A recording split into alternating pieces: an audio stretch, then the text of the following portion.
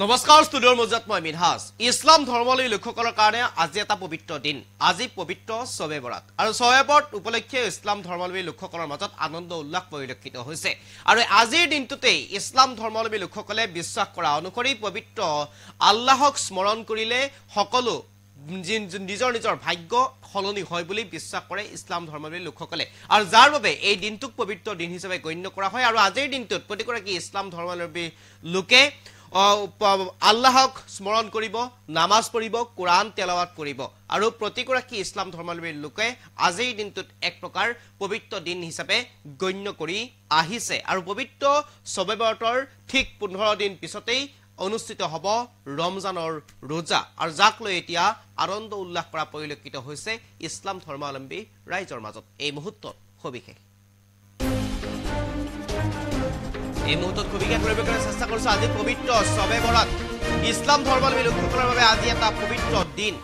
আজিৰ দিনটোত সকলোৱে দোৱা প্ৰাৰ্থনা কৰে ঈশ্বৰ বা আল্লাহক স্মৰণ কৰি মনৰ আশা ব্যক্ত কৰে আজিৰ দিনটোত সকলোৱে ভাগ্য সলনি হয় বুলি বিশ্বাস কৰে ইছলাম ধৰ্মাৱলম্বী লোকসকলে বিভিন্ন ধৰণৰ সুস্বাদু খাদ্য বনাই প্ৰতি ঘৰতে লগতে আৰু 15 দিন পিছতে ৰমজানৰ ৰোজাৰ বাবে অপেক্ষা কৰে প্ৰতিগৰাকী ইছলাম ধৰ্মাৱলম্বী লোকে এই মুহূৰ্তত সবিশেষ কৰিবলৈ চেষ্টা কৰিছো আজি পবিত্ৰ শবে বৰাত ইছলাম ধৰ্মাৱলম্বী লোকসকলৰ বাবে আজি এটা পবিত্ৰ দিন আজিৰ দিনটোত সকলোৱে দোৱা প্ৰাৰ্থনা কৰে ঈশ্বৰ বা আল্লাহক স্মৰণ কৰি মনৰ আশা ব্যক্ত কৰে আজিৰ দিনটোত সকলোৱে ভাগ্য সলনি হয় বুলি বিশ্বাস কৰে ইছলাম ধৰ্মাৱলম্বী লোকসকলে বিভিন্ন ধৰণৰ সুস্বাদু খাদ্য বনাই প্ৰতি ঘৰতে লগতে আৰু 15 দিন পিছতে ৰমজানৰ ৰোজাৰ বাবে অপেক্ষা কৰে প্ৰতিগৰাকী ইছলাম ধৰ্মাৱলম্বী লোক এই মুহূৰ্তত সবিশেষ কৰিবলৈ চেষ্টা কৰিছো আজি পবিত্ৰ শবে বৰাত ইছলাম ধৰ্মাৱলম্বী লোকসকলৰ বাবে আজি এটা পবিত্ৰ দিন আজিৰ দিনটোত সকলোৱে দোৱা প্ৰাৰ্থনা কৰে ঈশ্বৰ বা আল্লাহক স্মৰণ কৰি মনৰ আশা ব্যক্ত কৰে আজিৰ দিনটোত সকলোৱে ভাগ্য সলনি হয় বুলি বিশ্বাস কৰে ইছলাম ধৰ্মাৱলম্বী লোকসকলে বিভিন্ন ধৰণৰ সুস্বাদু খাদ্য বনাই প্ৰতি ঘৰতে লগতে আৰু 15 দিন পিছতে ৰমজানৰ ৰোজাৰ বাবে অপেক্ষা কৰে প্ৰতিগৰাকী ইছলাম ধৰ্মাৱলম্বী লোকে এই মুহূৰ্তত সবিশেষ কৰিবলৈ চেষ্টা কৰিছে আজি যেহেতুকে পবিত্ৰ শবে বৰাত আৰু শবে বৰাতৰ দিনা প্ৰতিগৰাকী ইছলাম ধৰ্মাৱলম্বী লোকে এই দিনটো পবিত্ৰ দিন হিচাপে গণ্য কৰে আৰু এই দিনটোতেই আল্লাহক স্মৰণ কৰা হয় এই দিনটোতেই আল্লাহক স্মৰণ কৰি নিজৰ নিজৰ মনৰ ভাৱ ব্যক্ত কৰে নিজৰ নিজৰ মনৰ আশা ব্যক্ত কৰে ইছলাম ধৰ্মাৱলম্বী লোকসকলৰ যি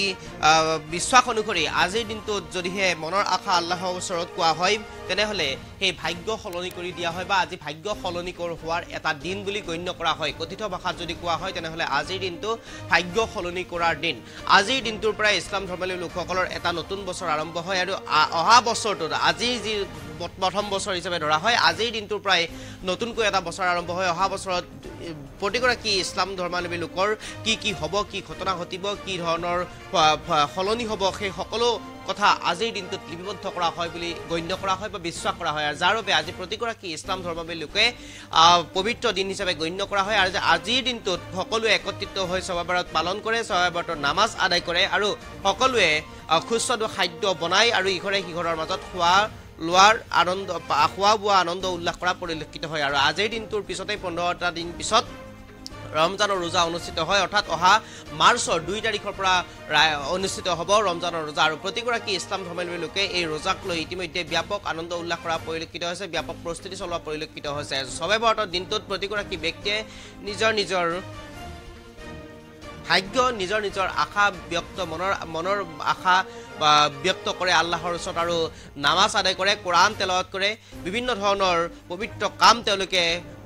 কৰে আৰু শবে বৰাতৰ দিনটোতে এক প্ৰকাৰ প্ৰতিগৰাকী ইছলাম ধৰ্মাৱলম্বী লোকে নিজৰ আশা বা নিজৰ মনৰ ভাৱ আল্লাহৰ ওচৰত প্ৰকাশ কৰা বুলি এক লোকবিশ্বাস থাকে আৰু এই বিশ্বাস অনুসৰি নিজৰ ভাগ্য সলনি হয় বুলিও বিশ্বাস কৰে এই দিনটোতে আৰু যাৰ বাবে এই দিনটো তেওঁলোকে পবিত্ৰ দিন হিচাপে গণ্য কৰা হয় আৰু পবিত্ৰ শবে বৰাত প্ৰতিটো বছৰতে তেওঁলোকে অপেক্ষা কৰি থাকে আৰু এক প্ৰকাৰ ক'ব লাগিব আজিৰ দিনটোত যেহেতুকে আজিৰ দিনটো এটা পবিত্ৰ দিন আৰু সেইবাবে প্ৰতিগৰাকী ইছলাম ধৰ্মাৱলম্বী লোকে আজিৰ দিনটোতেই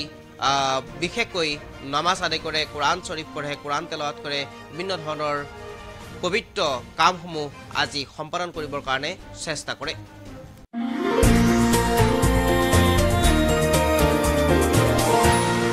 Anytime. ভোটৰ বিপৰীতে ৰাইজৰ স্বাৰ্থত।